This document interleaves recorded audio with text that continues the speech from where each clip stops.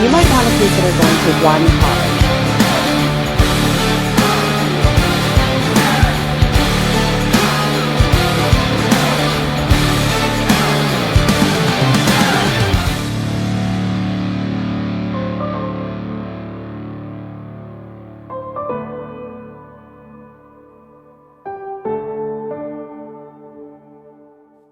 So I want to give you some ways to protect your data.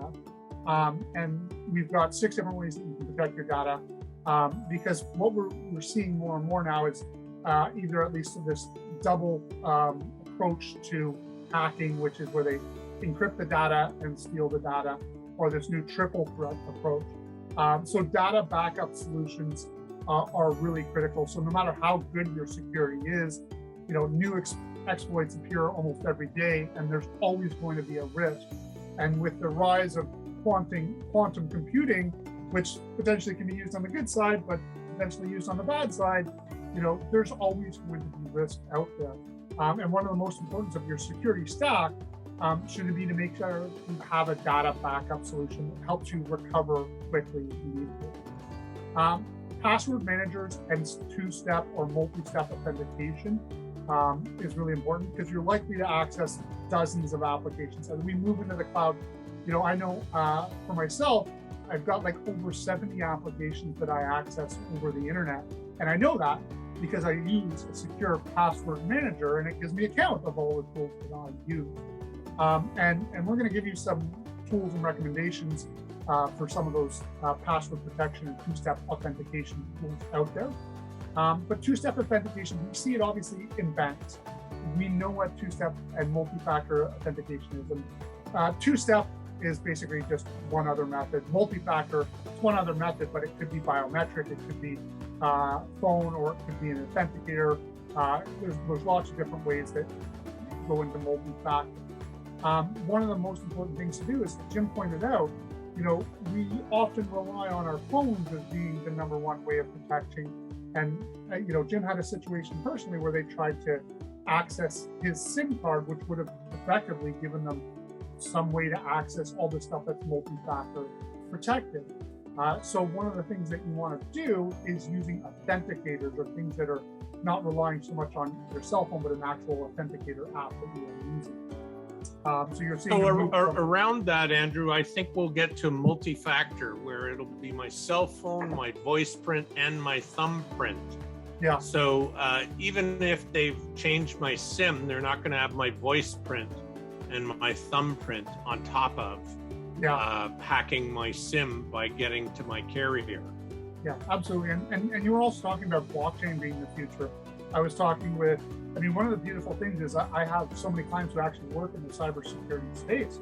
So I was having a great conversation with one of our clients the other day, who was talking about a project that he's working on, which is going to be using blockchain that will effectively allow you will hold all the power of your information, and you will release and provide that information on a need-to-know basis, and it will be you who's providing access to that. And so we're going to see blockchain, and Jim, you and I have personally talked about AI and how AI will play a big role, and basically being able to identify, hey, this what's going on here is not consistent with normal human behavior. Even though it's a perfectly authentic login, they've got the keys to the front door, the activity that's taking place is not consistent with the activity that's taken place in the past. We're going to see more of that, but that's, again, sort of looking to the future rather than where we are today. Getting back to where we are today is antivirus software, right? A good antivirus software will go a long way in protecting you from the types of malware that we're at least aware of. And while it won't prevent every data breach, it will secure you from the majority of viruses and malicious programs that we're at least aware of today. A firewall is another tool that's great. A firewall lets you monitor incoming and outgoing traffic throughout your network and block sort of unauthorized access. And if you have multiple staff members that are accessing sensitive data at your organization, it's definitely worth investing in a firewall, or establishing stronger controls with endpoint discovery or and response EDR programs like CrowdStrike, which are great programs for more sophisticated organizations. And then encryption software. So encryption software helps you sort of prevent unauthorized access to digital information using cryptography. It sort of obscures the content of a file. For example, on a financial statement, it can keep the records obscured until the file is unencrypted, usually by entering a password. And if you're storing or transferring sensitive client information, it's imperative to encrypt that data. And a lot of people don't realize what is and what is not encrypted. And people are sending information flying around the internet through email, which is not a form of encrypted transmission.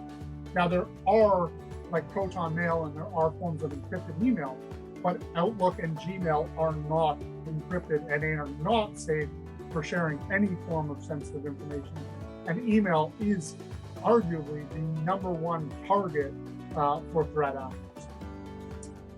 And then lastly, sort of reliable technology partners. And while this isn't a technology solution, it's important to keep in mind that every application we use has a team of reliable people behind it, and that the firms, as a firm, you need assurance that these teams are themselves responsive and client-centric when it comes to dealing with potential breaches. So we're now into sort of a shared responsibility model. And it's important that when you are sharing responsibility, that the people you're sharing responsibility are taking security as seriously as you are.